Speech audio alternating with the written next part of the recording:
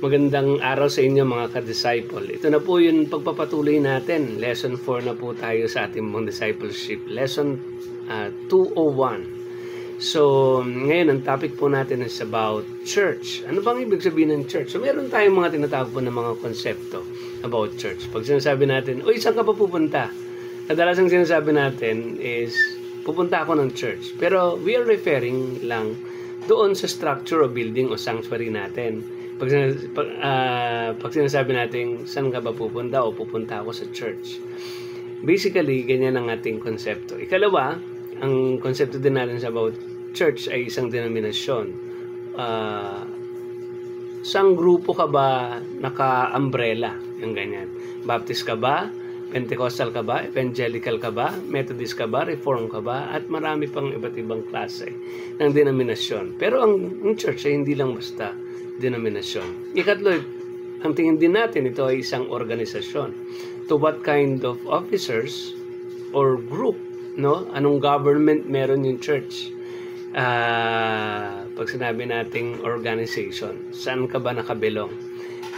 So, anong klaseng gobyerno ba ang inyong church? Ikaapat, yung tinatawag ng church ay isang religion o sekta. Pag sabi natin born again, yan ang inisip natin, yan ay isang religion, samahan ng mga born again. So yan po yung tingin, yun ang kadalasan na inisip natin patungkol sa church. Lahat ng mga nabanggit ay kadalasan ginagamit ng mga tao sa ngayon patungkol sa church. Ngunit ang Biblia ay merong tiyak na kahulugan patungkol sa church. Now, ano ba ibig sabihin ng church?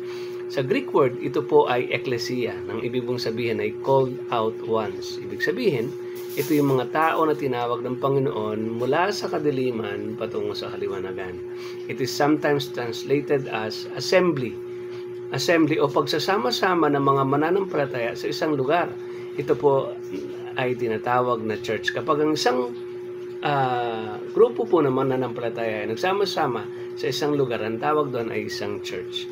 So, sa makatuwid, ang church ay isang community o komunidad ng mga mananampalataya na tinatawag mula sa makasalanang buhay na nagtitipon bilang mga people of God.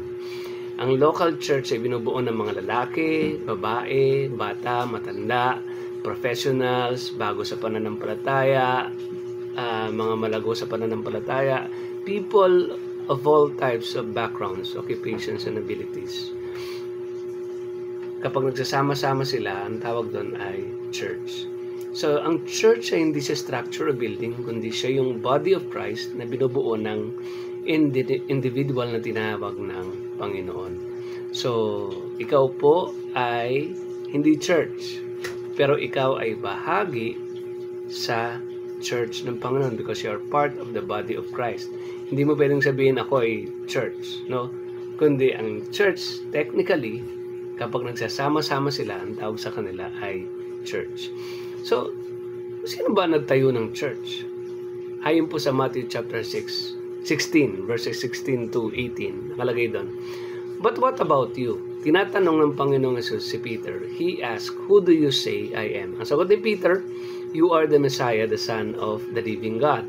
Jesus replied, Blessed are you, Simon, son of Jonah, for this was not revealed to you by flesh and blood, but by my Father in heaven. And I tell you that you are Peter, and on this rock I will build my church, and the gates of Hades will not overcome it. Though this verse were misinterpreted ng ating pong mga kinalakihang relihiyon, ay iniisip po, ang interpretation ay si Peter po ang may hawak ng susi ng heaven. At the same time, siya din yung tinatawag na pundasyon ng church.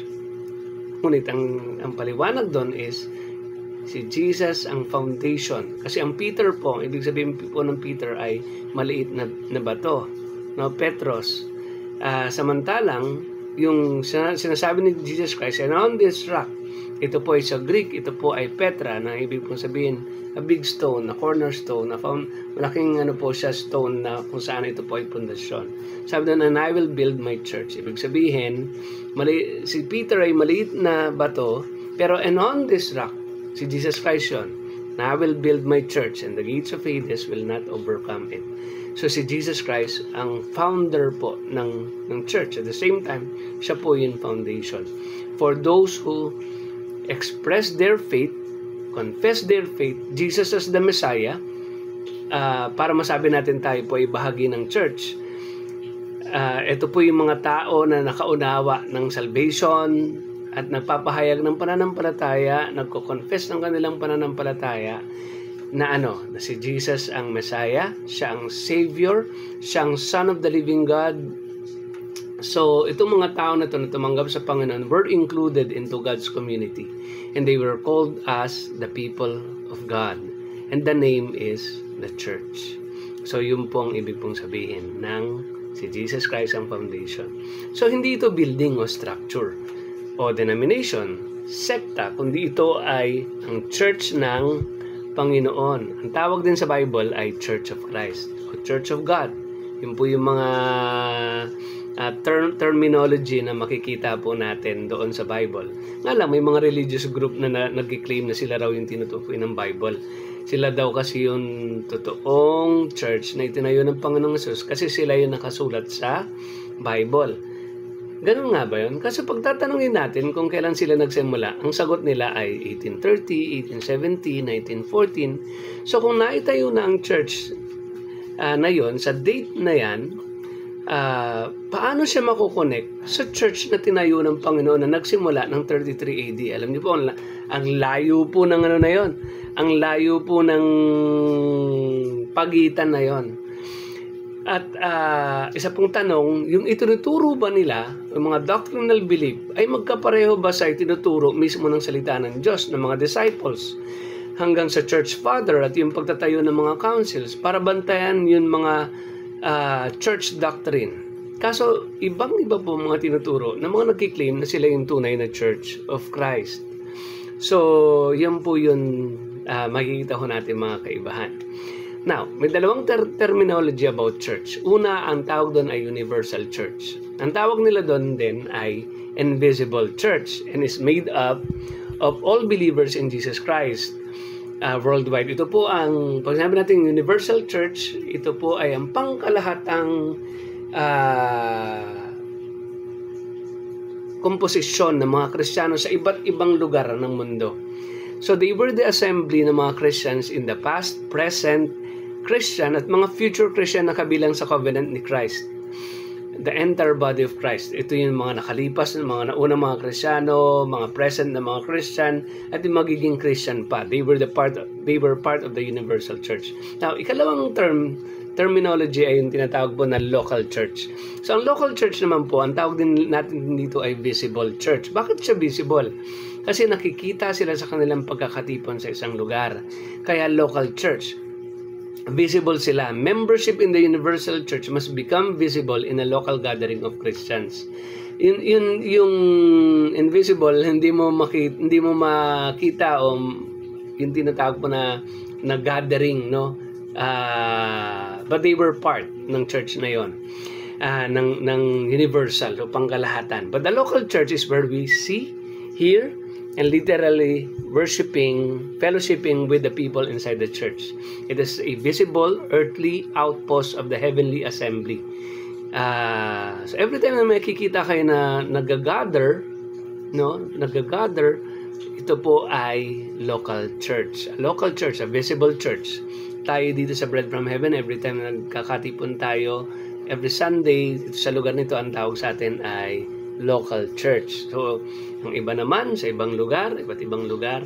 So, ang tawag doon ay local church ng Caloocan, local church ng Parañaque. So, ganun po yun ibig pong sabihin ng local church. Now, ano ba yung mga benefits ng being a member of local church? Unang-una, ano nga bang nakukuha natin kapag tayo po'y membro ng isang local church? Una, mahalaga yung tinatawag na fellowship.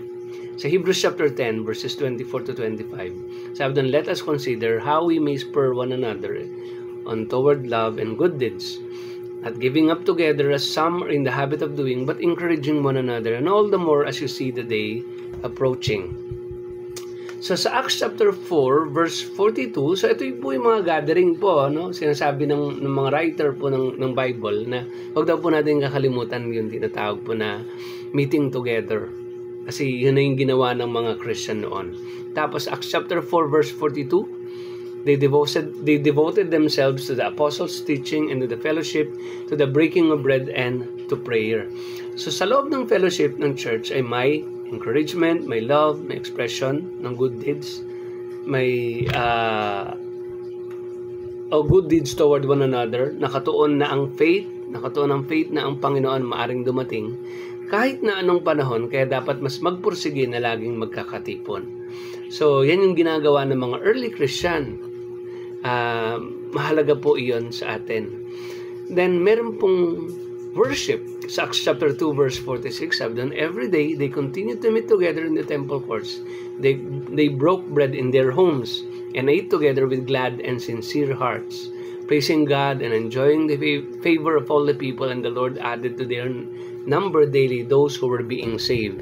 So makikita ho natin doon na every time na nagkakaroon po ng pagtitipon ang mga Christian, natutuwa po ang Panginoon. So natutuwa po siya. So merong communion, merong awitan at mga papuri sa Diyos, at nagdudulot ito ng growth. Si Lord ang nagdadagdag. Yun po yung nangyayari. Then, meron din po itong tinatawag na discipleship. Matthew chapter 28, 19-20, therefore, go and make disciples of all nations, baptizing them in the name of the Father, and of the Son, and of the Holy Spirit, teaching them to obey everything I have commanded you. And surely I am with you always to the very end of the age. May training, may equipping in doing the Great Commission of our Lord. So, yan po yung nangyayari sa loob po ng tinatawag na gathering po ng church. And last, meron pong friendship. Jesus exemplified and stated that He treated us His friends. Sabi ng Panginoon, itinuturing ko kayong kaibigan. Dapat ganun din sa ating mga trato sa ating mga kasama sa loob ng church. Kaya, hanggat maaari, wag po natin silang gawa ng kwento. Kung may mali, dapat po natin silang itama. Kung maganda ang kanilang ginagawa, huwag natin kainggitan. Mas lalo po natin silang i-encourage, mas lalo po natin silang i-welcome sa loob po ng church. So, ang pinaka-task o purpose ng church ay ang mga sumusunod. Yan ay mababasa natin sa Matthew chapter 28, verses 19-20. Binasa na natin kanina, yung go, ye, preach the gospel, di ba? So, una, meron siyang tinatawag na ang purpose ng church, evangelism. Sharing the gospel to people, sharing the word of God about Christ's sacrificial and atoning work in order them to believe and accept Him as their Lord and personal Savior. Kaya si Pastor laging inuulit yun, anong ibig sabihin ng gospel. Para lahat tayo maunawaan ito, at kung meron tayong first timer, maunawaan din ito. Pero higit sa lahat, dapat ang church ay meron siyang tinatawag na evangelism activity. So, hintayin po natin na ma-equip tayo, then tayo po ay magkakaroon ng tinatawag na evangelism activity. Then, meron po ang task ng church ay discipleship. Hindi po pwedeng hinto ang church na hindi magkakaroon ng discipleship. Dapat tuloy-tuloy po ito. Sabi doon, make disciples of all nations, teaching them to obey everything about the will of God, about His kingdom living. So, may discipleship po. Then, ikatlo, may baptism. Sabi doon, to be a committed Christian, dead to self and alive in Christ. So, sabi doon, baptize them in the name of the Father, the Son, and the Holy Spirit, the Triune God. Hindi pwedeng sabihin ng isang believer na Christian siya, pero ayaw niya magpabautismo kasi it is his or her public declaration of faith, of his faith and lordship to Jesus Christ. Pag sasabihin niya, ayoko magpabaptize, Pastor, para mo na rin sinasabi na hindi ka naniniwala sa Panginoong Jesus at kinakahiya mo siya because it is the public declaration of your faith and lordship to Jesus Christ. So, kapantay yun, no? Katumbas yun. Yung tinatawag na pag hindi ka magpapabaptismo, ibig sabihin, hindi mo kayang i-declare ang Panginoon publicly. Now, yun po ang purpose ng church, evangelism, discipleship, and baptism. And, siyempre, kasama din yung tinatawag na worship. Pinanggit na natin yung kanina. Pagsamba sa Panginoon. Now, anong meaning ng church? Yan yung mga review natin. Maaari nating tanungin, no, sa ating mga sarili, Ano ang meaning ng church? Sino ang nagtayo ng church? Sino yung founder? Ano yung dalawang terminology about church? Ano-ano yung mga benefits ng pagiging member ng church? Ano ang mga task o mission ng church?